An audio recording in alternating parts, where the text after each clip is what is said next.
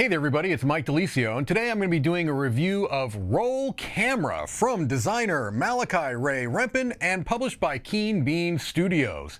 In Roll Camera, you and your friends are playing cooperatively, trying to film a movie, but it's not just filming any movie. This has to be a spectacular, a blockbuster. Mediocrity will not get it done. Let's head over to the table, I'll show you how it plays, then we'll come back here and I'll give you my final thoughts.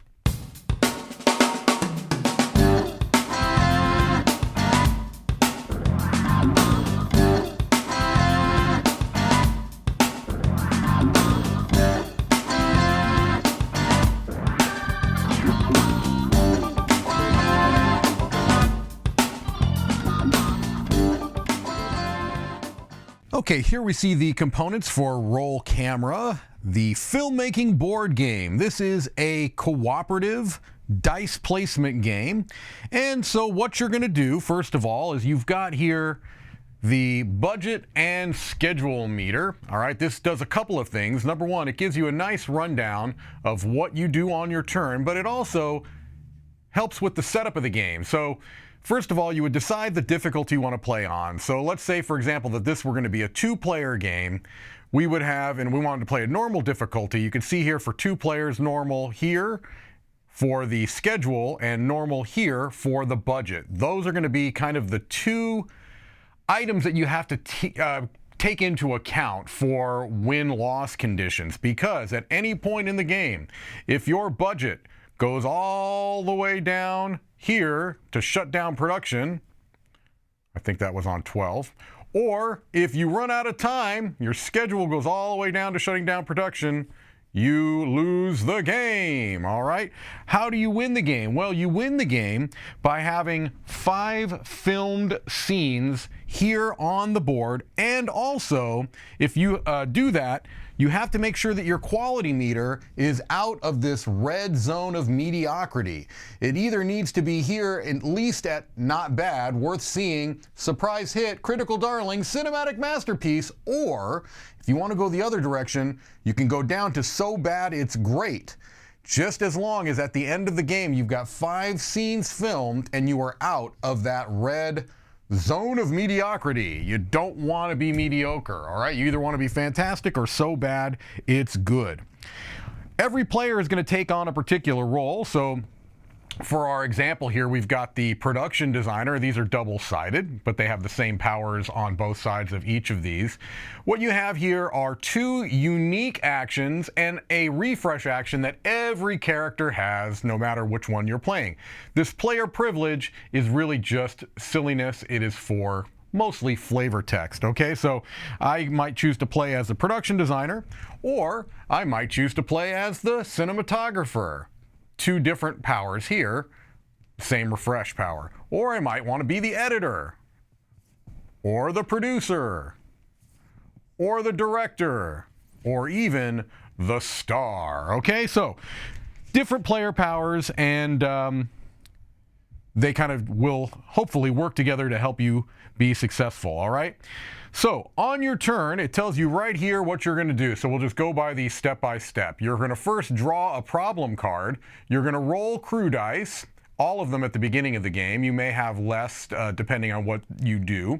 You're going to then assign dice, then clear dice, then advance the schedule and pass this on to the next player.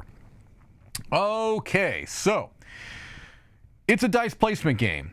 And so you're going to roll these dice and assign them to different places, either on the main board or on your player board. So let's say I've rolled the dice. Okay, so here's what I've rolled. I've rolled 4 lights, a comedy tragedy mask, and a microphone. All right, well, let's talk about, well, I got ahead of myself, didn't I? See, I got so excited about rolling the crew dice, I forgot the first thing I have to do is draw a problem. Here's the problem deck, all right? They're all face down, but you can get an indication of what type of effect it's going to have, what type of negative effect. And what this looks like is that this first problem is going to do something to affect our player boards. This one's going to affect set pieces. This one's going to affect dice. More set pieces. Okay, so you can kind of see scenes. You can get an idea of what type of thing is going to be affected. You just don't know what it is yet. So first thing I should have done is drawn a problem card. All right, The key to your trailer fell into an open sewer. Well, that's not good. Put a block token on the active player's board. All actions on it are now unavailable. All right, so that would have been the first thing that would have happened, and it would have been slotted into the leftmost slot there. So here's a block token. I would be the active player. I'm going to go ahead and pop that on there, meaning that until I resolve or somebody resolves that problem, I cannot take these actions here on my player board. All right? So I've rolled those dice now. Got a little bit ahead of myself. So let's talk about the different action spots that you can go to place your dice. All right. First thing I could do is I could resolve this problem. And you'll see there are 3 slots here because on the next turn, if this doesn't get resolved, this is going to slide down. We pop over the next one. The first one to resolve is the easiest. Any 2 dice can go there. All right. So I can take any 2 of these dice. They don't have to be the same die.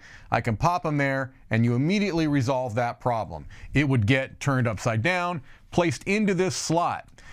As soon as 5 resolved problems happen, you either can gain $2 to your budget or increase your schedule by 1. All right? If this did not get resolved, it slid over, a new one had come out, and we want to resolve this one. Now it takes 2 of the same dice, all right? So I would have had to used perhaps both of my lights there. And as you can see, if it continues to move down and new cards are added, those would be face up, you have to have 3 of the same dice, all right? One die face that you do not see here is a visual effects face, and that is a wild. So if those ever get rolled, that counts as any symbol that you like. All right, I think that was a light before. All right, not that it really matters. Okay, so that's resolving problems. Another thing you can do is build a new set piece or rearrange the set. All right, and to do that, you place 2 dice of the same face. You would pay $1 on your budget, and you can now take one of the 2 face-up set piece tiles here. Let's say I take this one. Now, there's already a blue square on this central grid, all right? And which the blue squares are where you place dice to film scenes. So let's say maybe I wanted to put this one right here, all right? If that had already been there, I could place another one and rearrange them any way I want, all right? So this is going to be how you film scenes, is by getting these set pieces there. All right, so that's that action. You can have a production meeting. Any die can go there. You pop a die there, and then what you're going to do is every player is going to have 3 idea cards in their hand, all right? And you're going to pitch an idea. This is going to change a little bit depending upon player count, all right? In a 3-player game, every person would pitch an idea. In a 2-player game, the 2 players will pitch an idea, and then you'd flip one from the top of the deck. So you're always going to have 3 ideas to choose from, all right? And they're all, generally speaking, good things. So move or rearrange any of the scenes that you like, and then gain $1 or gain a quality. Pay 1 budget to draw a problem and gain 2 schedule. So if you're running low on time, you can do that to hire a second unit of trained monkeys to shoot simultaneously to give you a little bit more time. Or you could just ignore all of the problem effects this turn. Just they're not even there. Put your fingers in your ears and pretend that everything is just fine, okay? So these are things you can do. You can propose ideas, play one of them. One of them would get played. One of them would get put into this to-do area. There's 2 slots there, and the other one would get discarded. So you would play one, discard one, and put one in this to-do area here, all right? Another thing you can do is get an intern, all right? You could put any die there and draw a problem card to turn any one unused die you have to any face you like, okay? So this is a way to kind of force a particular die face, all right? Then these areas, let's say another idea card had been put there in a previous turn, you can play dice to these areas to be able to utilize these to-do list ideas and then discard them. Here, you can either put any 2 dice or any die and $1 from your budget. Here, same thing, any 2 dice or any 1 die and move your quality marker down. All right?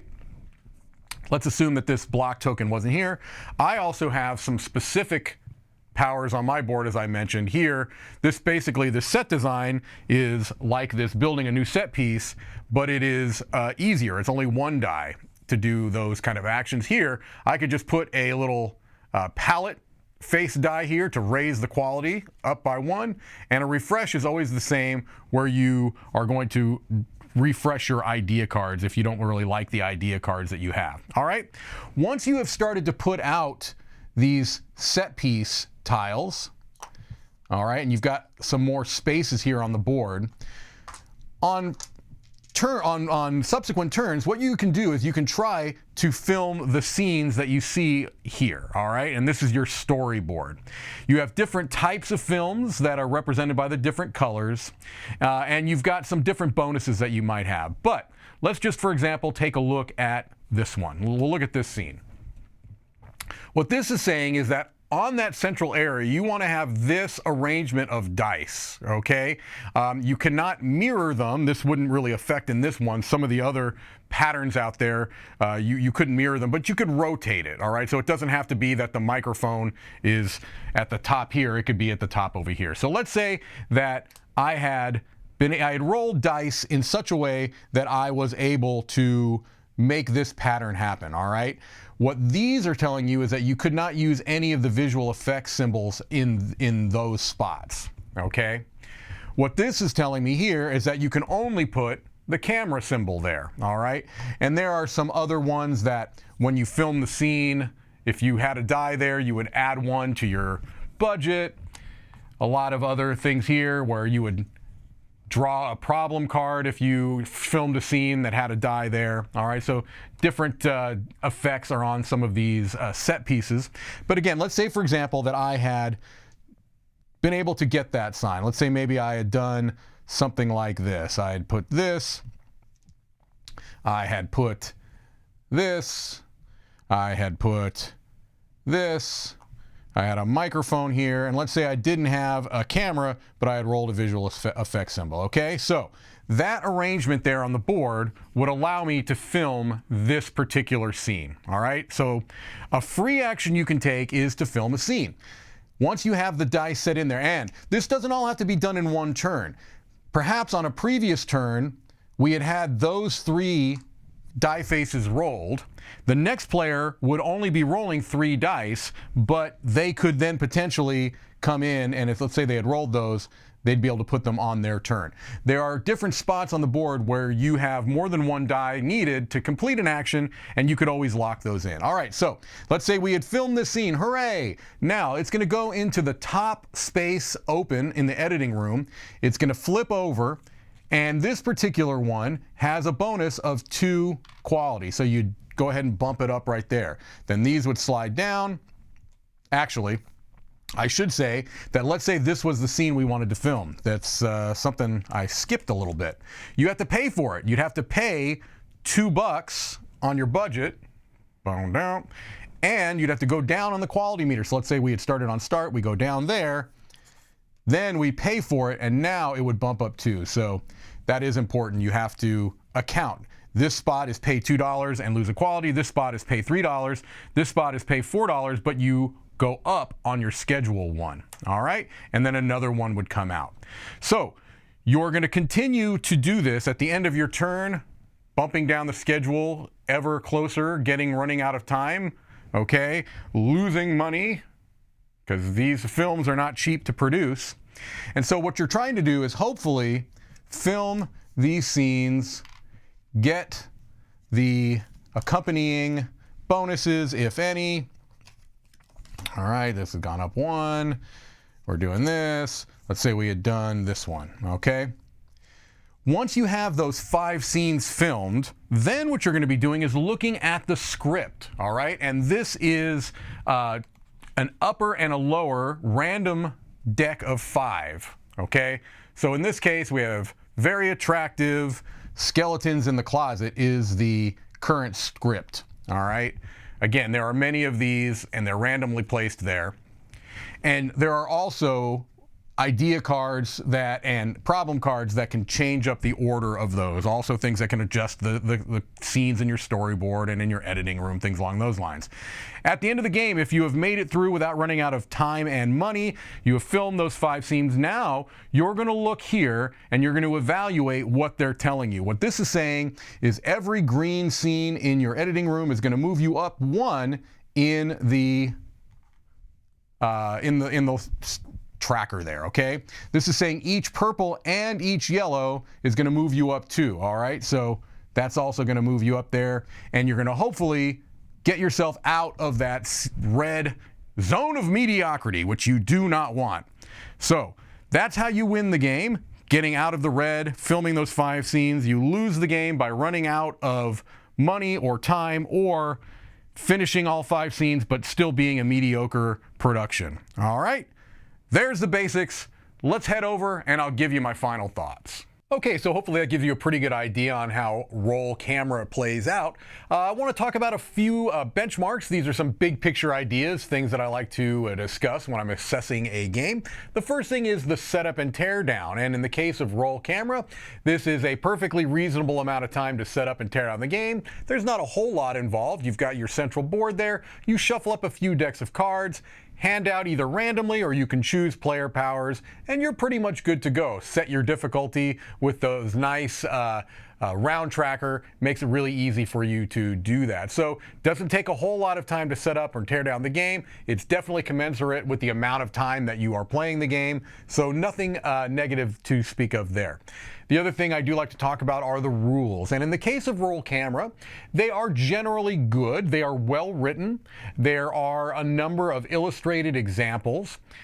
It is generally clear. Now, I will say that because there were a number of times when we were playing over the course of several game sessions, it wasn't like every game, where there were some slight ambiguities, things where we were, as a group, kind of determining what do we think this means when it wasn't spelled out completely in the rule book. Now, they do, on occasion, bring up what happens if there are contradictions. So, for example, with the problem cards, the rule book says if there's contradictions between the problem cards, that you resolve them from right to left, the oldest problem to the most recent. And I'm glad that they pointed that out, because there definitely were times where those problem cards kind of contradicted each other, you know, basically saying at the end of a turn you have to rotate all of the set pieces, and then another problem card saying you are forbidden from rotating the set pieces. And so it was nice that they laid out kind of how you resolve that.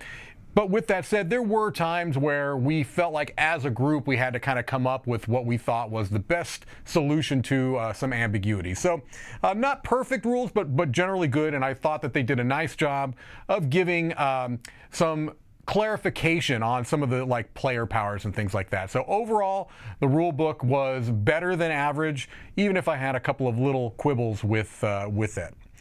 All right, so art and components is the next thing I want to talk about.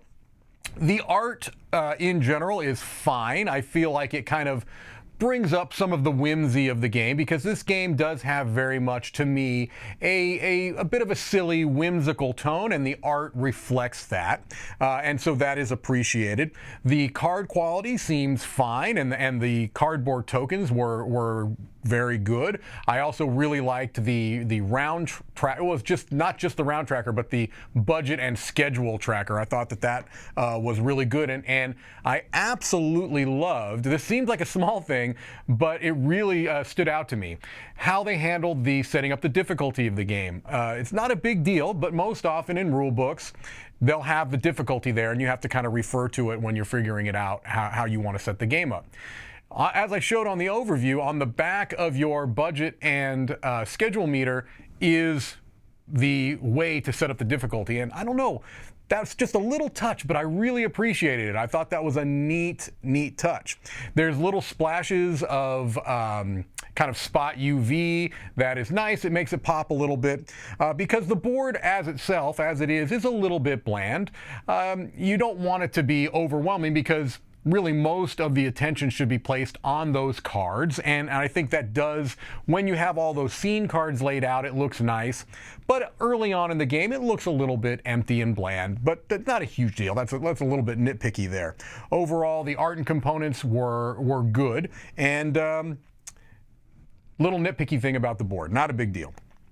All right, so overall game impressions. First, I want to talk about the things that I thought worked well, and then I want to talk about some things that didn't work as well for me. All right, so on the positive end of things, I feel like the game has a nice sense of humor.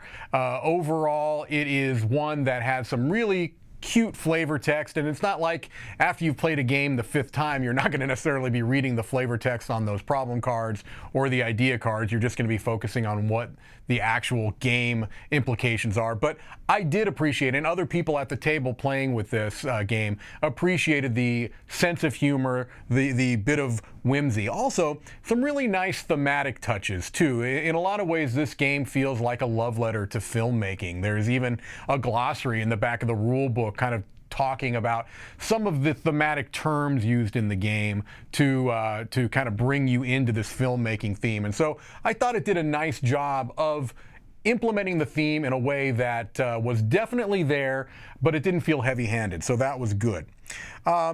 The idea pitching mechanic or mechanism in the game was one that I also thought was pretty novel. I enjoyed that. It's one of the spots you can go to on the board. I showed you in the overview.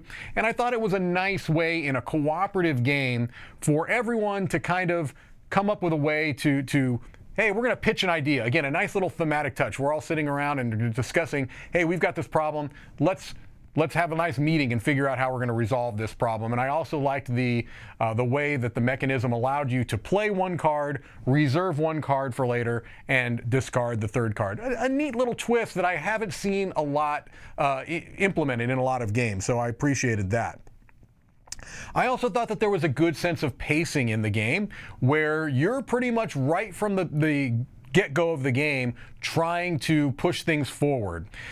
In many cooperative games, I feel like there's a kind of a slow beginning, a slow burn, and then things get really hectic right away. I didn't feel that in Roll Camera. I felt like it was more of a steady sense of tension. You certainly had 2 things that you were primarily concerned about. You were concerned about the amount of money, which can get tight, and you were concerned with being on time, being on schedule. And you feel that not as much at the beginning, but you also don't feel like you have a lot of wasted turns. There's not a lot of time to waste, and every turn brings a new problem, literally, with those problem cards that you have to determine, am I going to spend time dealing with that card now? Is this something that I can put off until another turn or two? So a nice feeling of pacing throughout the game that I appreciated. All right, so now some things that did not work as well for me. The game, other than those couple of things I mentioned, like the idea mechanic, felt a bit rote and by the numbers. This very much follows the classic cooperative game feel of bad thing happens at the beginning of a turn, pool your resources to do the best you can, move on to the next player. Bad thing happens, pool your resources. And so it didn't really feel like it was terribly innovative. Now, I know that can be challenging. There's a lot of cooperative games out there, and you know, I think the most innovative thing about this game is the theme. And so that might be enough for you. If you are a huge fan of making movies and of movie making, then that could be enough. But if you're not a huge fan of making movies, and movies in general are not interesting to you, I don't know if there's enough in here that makes it stand apart from other cooperative games to really sell you on it. My biggest issue with the game is that some of those problem cards I found absolutely awful, to the extent of I would want to remove at least one of them from the game completely. There's one particular problem card that tells you that no one else other than the active player can speak. Okay, I've seen that type of mechanism in other games, but those are in games where that kind of fits what's happening with the rest of the game. In this one, it felt like this came just out of nowhere. It's like, what's the point? What's the point of the other players not being able to talk? It felt forced, it felt inorganic, and it kind of threw everyone off at the table. Everyone was like, why? What's the point of this? It doesn't really accomplish anything other than frustrate people for no particular reason. Now, this may be different with your group, but I played this with a couple of different groups. Nobody liked it, and it really just threw me off, and it felt like it was completely out of touch with the rest of what was happening in the game. So I didn't love that problem card specifically. There were a couple others that kind of messed with the goals, the end game scoring. Now, I've seen that in other games as well, too, where you'll have some kind of end-game scoring goals that could potentially change. But in this game, that felt particularly rough because if you get a problem card, you've been maybe building up for the whole game particular scenes that are tied in with those goals that you have, and then maybe in the last round of the game or second to last round of the game, you get a problem card that you're not able to deal with for one reason or another that shuffles those randomly, and now you've got completely different end game goals. That felt a little bit rough to me as well, so I didn't love that, okay? My final negative is that the game itself, the actual tone of the game, if you can call it that, felt a bit disjointed or disconnected. Is it a party game? Is it a strategy game? Sometimes it felt like it was trying to be both, and I don't think that that's a very comfortable mix. That one problem card, or actually there are a couple, that kind of feeds into what I'm talking about here. It's okay that the art has a lot of whimsy. I actually appreciate that. But sometimes the mechanisms felt like they were pushing that in a way that didn't feel right. Even something that's optional, like having that little flavor text on your player board where you can kind of have a player privilege, it felt odd to me. I mean, I don't think that most... I wonder, I don't want to say I don't think that most people would, but I wonder how many people are going to play with those player privilege rules, because that feels like a party game. The rest of the game doesn't feel like a party game. So that was just a little bit off-putting to me. I felt like the game felt a little bit all over the place. So that being said, I'm giving this a 6 out of 10. I feel like it does some things very well. I also feel like if you are a large fan of making movies, of movie making, or movies in general, you might want to bump that up a little bit because it's a mechanically sound cooperative game. There are some things about it that I didn't love that I talked about, but it's mechanically sound. And if you like movie making, it might be enough for you. It wasn't enough for me. I couldn't quite give it a recommendation, although I feel like it does some things well, and I appreciate that it is coming with a theme that I don't see a whole lot, and so I do appreciate that. All right, well, that's it for me. Mike DiLisio signing off from Dice Tower headquarters.